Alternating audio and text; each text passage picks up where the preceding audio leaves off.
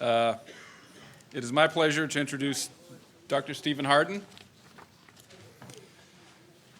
Dr. Hardin is professor of history at McMurray University in Abilene. He is the author of The Texas Rangers, the award-winning Texian Iliad, A Military History of the Texas Revolution, The Alamo, 1836, Santa Anna's Texas Campaign, and Texian Macabre, The Melancholy Tale of a Hanging in Early Houston. Additionally, he is the editor of the book Lone Star, The Republic of Texas, 1836-1846, and is the author of more than a dozen scholarly articles enjoyed by readers on both sides of the Atlantic. And recently, Texian Iliad achieved the distinction of being named a Basic Texas book by Mike Cox, who updates that list now in more Basic Texas books. When not teaching in the classroom, Dr. Hardin can be seen on A&E Network, the History Channel, NBC's Today Show. He's known for his readable style of history. He's an inductee of the Texas Institute of Letters, an admiral in the Texas Navy, a member of the Western Writers of America, a fellow of the Texas State Historical Association, and was a historical advisor for the 2004 John Lee Hancock film, The Alamo. The Chronicles of Higher Education examined his work on that film in a featured article. Dr. Hardin lives in Abilene with his wife Deborah and his children Walker and Savannah. His presentation today is What Was Houston Thinking? Understanding Houston's Bizarre Behavior during the San Jacinto Campaign. Please welcome Dr. Stephen Hardin.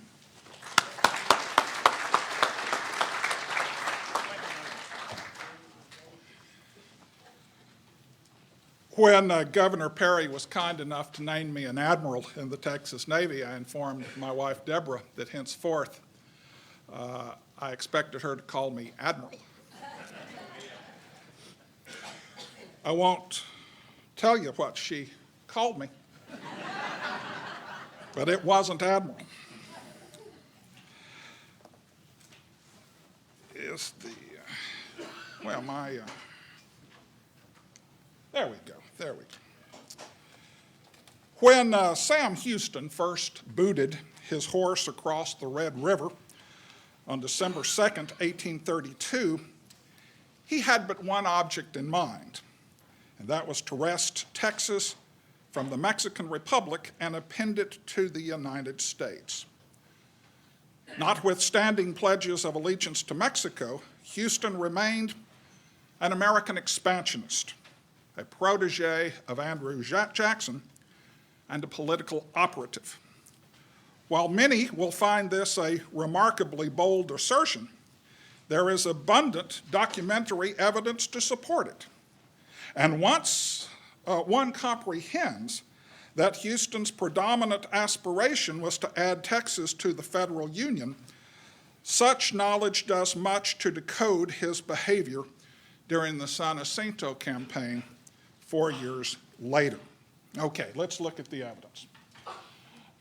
This is a letter, an 1832 letter from John Wharton, and he is writing Houston back in the United States. I gave Dr. Branch T. Archer of Virginia a letter of introduction to you. Dr. Archer has been in Texas for upwards of 12 months, is intimately acquainted with matters and things there, and is in the confidence of all their leading men. He is of the opinion that there will be some fighting there next fall. Now this is 1832, and he's saying we're expecting to break away as early as next year. And that a fine country will be gained without much bloodshed. He is very desirous that you should go there, and believes that you can be of more service than any other man, any other man. He left for Virginia today, and should you fall in with him, I expect that he will put you in the notion of going. Texas does undoubtedly present a fine field for fame, enterprise, and usefulness. And whenever they are ready for action, I will be with them. And he was. Interesting this. You can let Mr. Jackson and our friends such as you wish, see this letter. Do I need to tell you who Mr. Jackson was? All right. Well, that's one piece. Well, I tell you, that's, there's John A. Wharton, and there's old Branch T. Archer.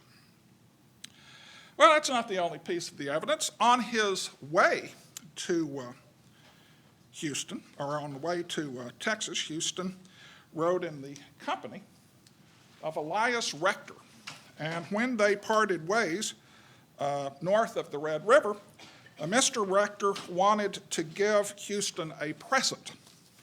And the only thing he had to give him was a razor. Houston, Elias Rector said, "I wish to give you something before we separate, and I have nothing that will do as a gift except my razor." "Rector," said Houston, "I accept your fine gift, and mark my words, if I have luck, this razor will someday shave the chin of a president of a republic." Now, this is before Sam Houston has ever set foot in Texas, and he's already thinking about becoming president of a non-existent republic. Okay.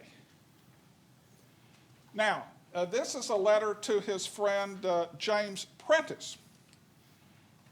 My opinion is that it would be of vast importance to have persons there, Texas, who could look at matters with a view to make changes,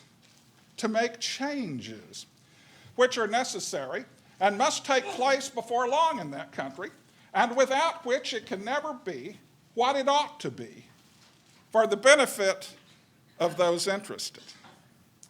Several persons have said to me that I was looked for, well, we know who that was, and earnestly wished for by the citizens of Texas. Dr. Dillard, a highly respectable gentleman, was one of the number. The people looked to the Indians on the Arkansas River as auxiliaries in the event of a change. See, he's being kind of coy here. "So I will pass that way and see my old friends. I will ride." Now, see, he's still in the United States when he writes this. "I will ride to the Hermitage this evening and see the old chief, General Jackson. Salute our friends." So again, he's not in Texas yet, but he's already speculating that if the change comes about, he can enlist Indians north of the Red River to come and help the Texians fight. Now, he's not even being coy here. He's in Texas now, and he's writing his old friend, President Andrew Jackson. I am in possession of some information that will doubtless be interesting to you and may be calculated to forward your views, if you should entertain any, touching on the acquisition of Texas by the government of the United States. That such a measure is desirable by 19/20ths of the population of the province, I cannot doubt. The Mexican rulers have not honesty, and the people have not intelligence.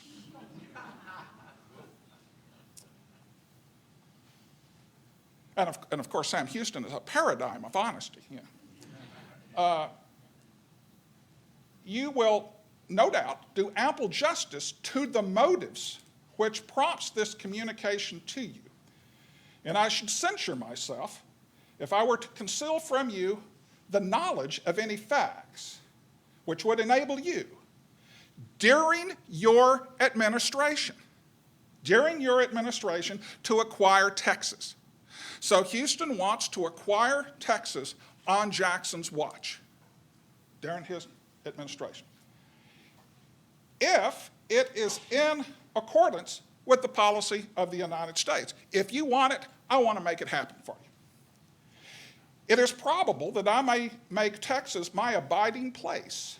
In adopting this course, I will never forget, and that's Houston's emphasis, that's not mine, I will never forget the country of my birth, and he never did.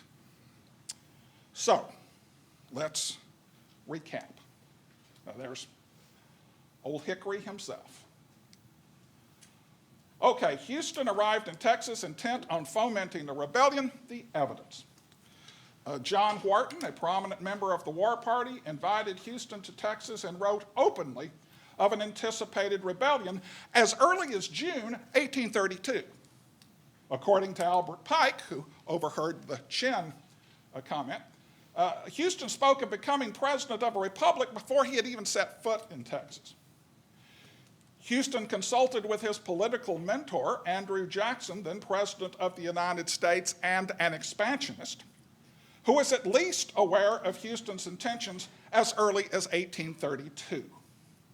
Houston wrote of enlisting Indians in U.S. territory as auxiliaries in the event of a change. President Jackson named Houston his envoy to the Pawnee and Comanche tribes. This ruse gave Houston a plausible reason for entering Mexican Texas in the first place.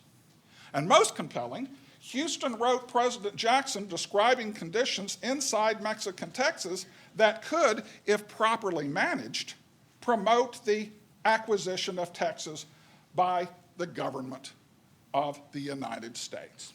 Say, he's no longer even trying to be coy. Given the contents of these documents, there's no doubt that Houston had committed himself to fomenting rebellion in Texas, a rebellion which would culminate in Texas becoming part of the United States. Right. Let's fast forward 4 years. It's March 1836. Houston's long-anticipated change had begun with the come-and-take-it fight at Gonzales. Early in December, a Texian volunteer army forced the surrender of Mexican General Martin Perfecto de Cos and his centralist force in San Antonio de Bexar. In February 1836, a vengeful Antonio Lopez de Santana splashed across the Rio Grande at the head of an army numbering some 7,000. On February 23rd, he arrived in Bexar and laid siege to the rebel garrison inside the Alamo. On March 1st, Texian delegates arrived to attend a convention held in the town of Washington.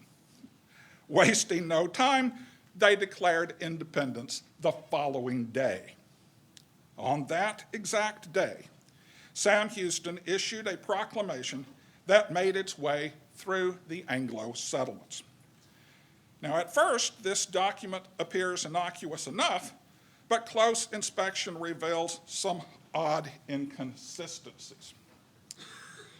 Now, since delegates did not confirm Houston as commander-in-chief of the Army until March 4th, this March 2nd proclamation appeared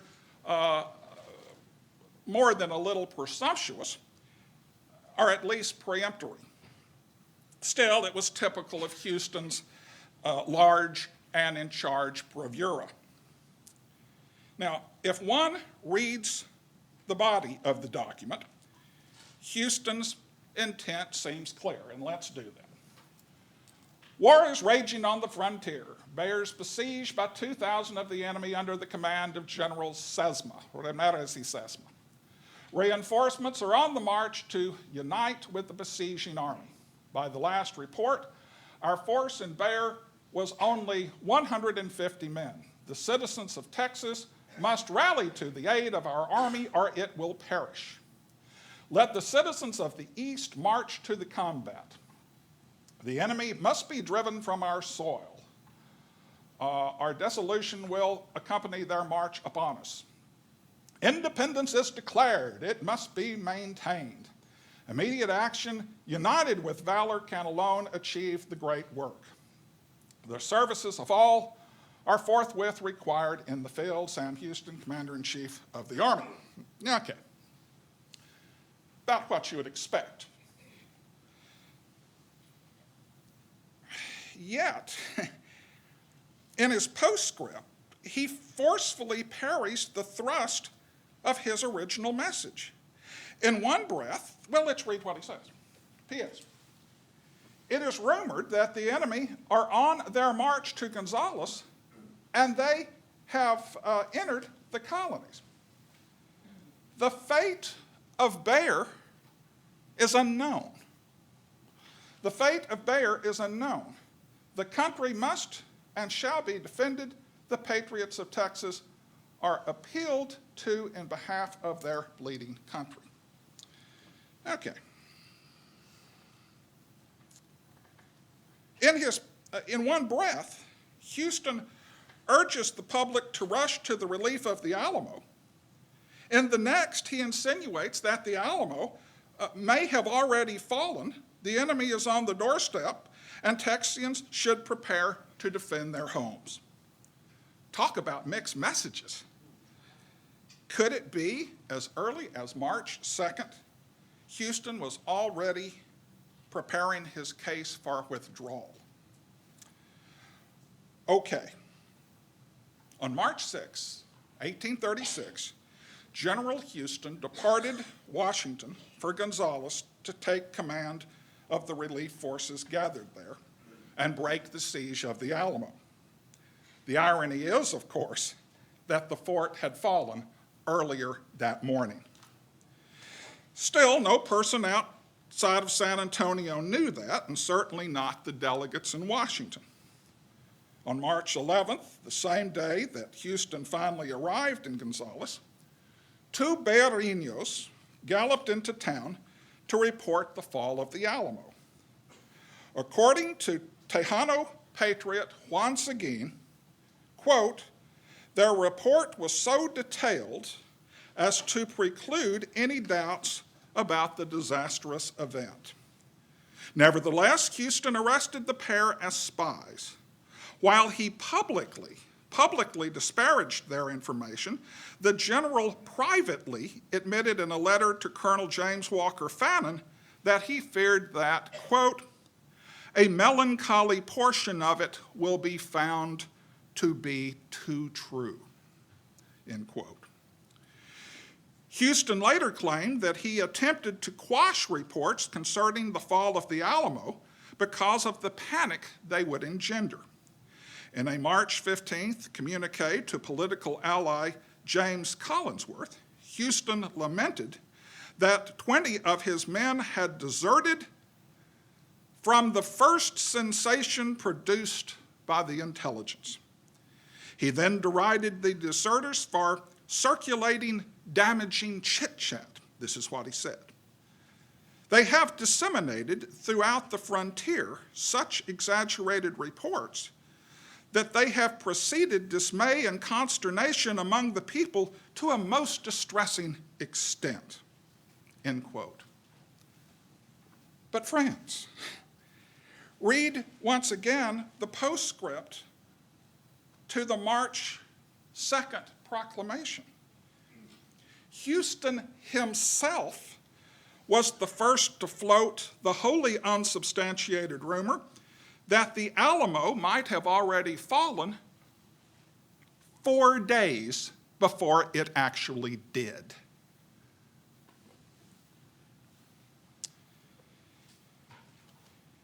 Houston found about 300 volunteers in Gonzales, men who formed the nucleus of the San Jacinto Army. Houston took stock of the forces at his disposal. The facts and figures gave him little reason for optimism. Okay, I'm not going to bother breaking this down. Bottom line is that Houston had at his disposal about 1,014 men. 1,014 men. And these are spread from Hellingone over about a 200-mile perimeter. Now, what of the enemy forces? Houston had no notion how many men Santana had, but he knew His Excellency had considerably more than he did. And it was probably better that Houston did not know how many more. Santana had left Saltillo with about 7,000 effectives, but illness, exposure, and combat losses at the Alamo had taken their toll. Yet the Generalissimo still had well over 6,000 men under his command. Houston had a tad over 1,000. It was obvious that Houston could not defend Gonzales with the meager forces in hand. He would have to retire northward in hope of consolidating his scattered units. A few days later, the general explained his reasoning in correspondence to Collinsworth, and this is what he wrote. We could have met the enemy and avenged some of our wrongs, but, detached as we were, without supplies for the men in camp, or provisions, or ammunition, or artillery, it would have been madness to hazard a contest. The soldiers had not been taught the first principles of the drill. If starved out and the camp broken up, there was no hope for the future. By falling back, Texas can rally and defeat any force that could come against her, end quote. Okay, fair enough. Under those circumstances, and in the face of such odds, only the most rabid critic could fault Houston for retreating from Gonzales. Certainly fall back. By all means, fall back. Yes, but how far? That was a question which, at the time, Houston was reluctant to answer. Thus, Houston began his retreat. Let's see if the green pointer works any better. Okay. Well, not really. Well, he's there at Gonzales. He retreats northward to Burnham's Ferry on the Colorado, then to Beeson's Crossing, where he learned of Fannon's surrender and capture, and then to San Felipe, or as the old Texans call it, San Felipe, on the Brazos River. Then upriver to a campsite in the Brazos Bottoms across the river from Jared Gross's plantations, just a few miles downriver from Washington, where he started. While there, Houston's unwillingness to reveal his ultimate destination generated an abundance of camp talk. On April 12th, the Texian army broke camp and began an eastward march. April 16th brought the volunteers to a major crossroad, both actual and metaphorical. The North Fork led to Nacogdoches and safety, the South Fork toward Harrisburg and confrontation. Tensions ran high as the Army approached the spot that they would recall as the Forks of the Road, the Forks of the Road. Riding toward the rear of the column, Houston remained silent. Cheering, the Army took the South Fork. Since that day, controversy has surrounded the incident. Did Houston intend to turn south at the forks of the road? After the fact, he swore that he did, but witnesses on the ground had different recollections. Robert Coleman, a Houston aide-de-camp, quoted the general saying the following while they were in camp across from Gross's plantation.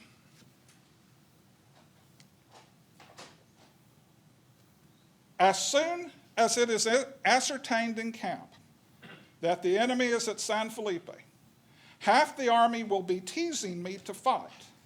I am, however, commander-in-chief. I will retreat to the Redlands. I will immediately issue marching orders, and the retreat shall be commenced as soon as possible. Now, that's what Coleman said. And this is corroborated in large part by something that Anson Jones, last president of the Texas Republic, also said. And this is a long quote for which I apologize, but it's at the crux of the matter, so bear with me. In my memoranda for 1839 of April 2nd is a note of a conversation with Mr. J.W. Houston of Washington, D.C., an intimate and confidential friend of General Jackson's and Houston, which he informed me that General Jackson agreed to claim the Neches as the true Sabine and the boundary between the United States and Mexico under the Treaty of 1819 with Spain. Now, this is the Adams-Onís Treaty of 1819. And that he would defend and fight for that line, the Neches.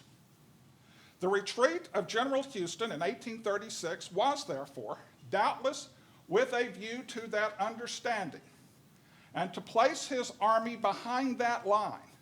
It was anticipated that Santana would not regard this pseudo-claim and would, in pursuit of Texans, if the retreating policy were long enough continue, cross the Neches, which would have afforded the government of the United States a pretext for making common cause with Texas and produce the same state of things that was brought about 10 years later by General Taylor's advance to the Rio Grande. That is, war by the act of Mexico and with precisely the same want of truth. This plan was defeated by the determination of the Texan troops, by which General Houston was forced on the 15th of April, 1836, to deflect from the road to Nacogdoches, Gaines Ferry, and Fort Jessup, and to take the one which led to San Jacinto.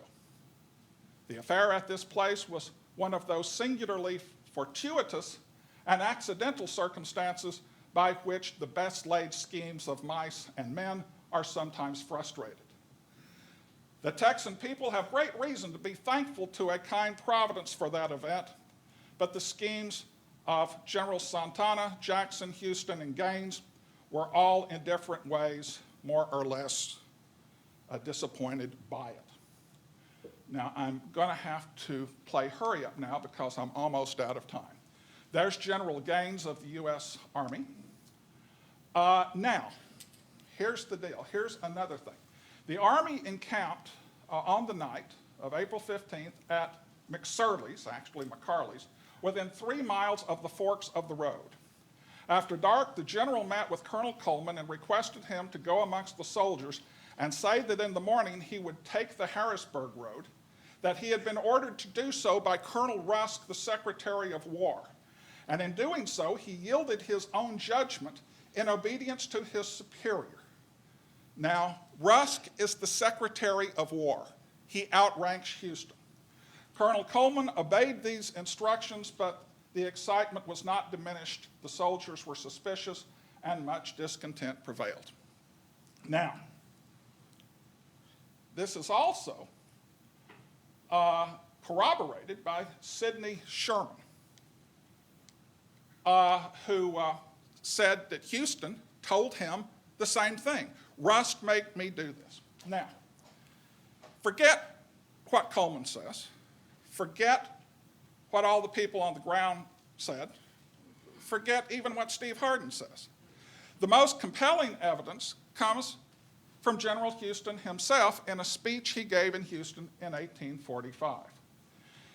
In the course of 2 days at Gonzales, I received the lamentable information that Colonel Travis and his noble compatriots had succumbed to overwhelming numbers and had been brutally slaughtered. I immediately sent a courier to Colonel Fannin, ordering him to destroy all his artillery that he could not remove and retreat to Victoria. Dave Smith, having returned from a scout, reported the enemy advancing. Here's the smoking gun.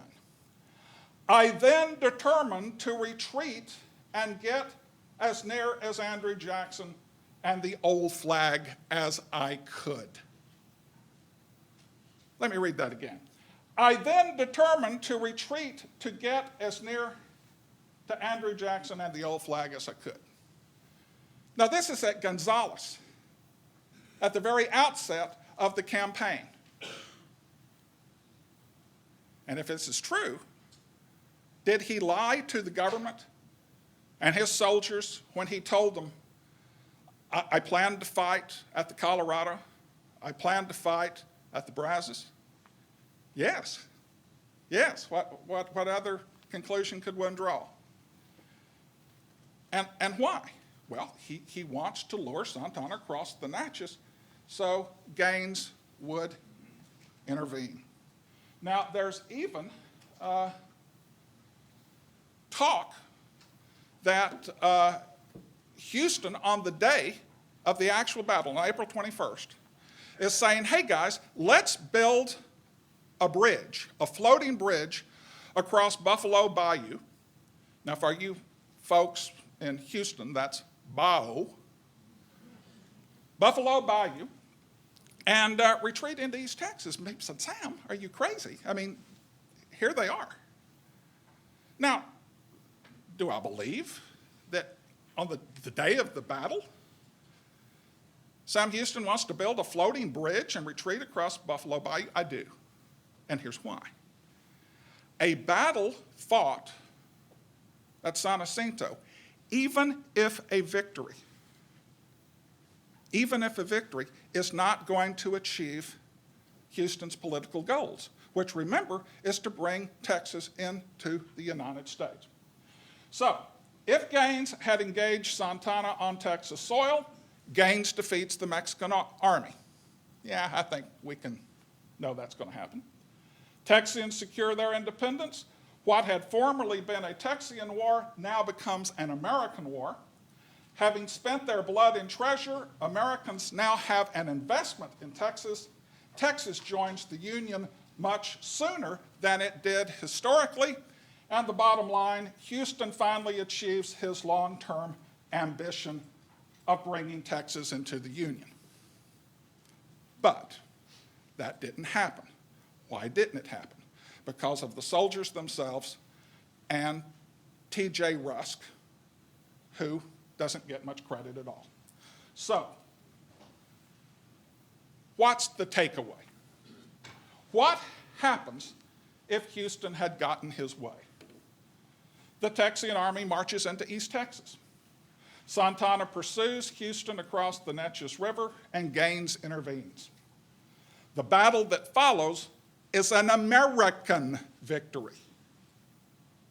Texas takes the fast track to annexation. The Republic of Texas exists for 1 year instead of 10. Texans failed to develop a national character. The Republic of Texas plays little or no role in the emerging Texan identity. And the Republic of Texas plays no role in the evolving myth and mystique. No Texas exceptionalism. And modern Texans would likely act like those other people. Thank you very much. Do we have time for questions?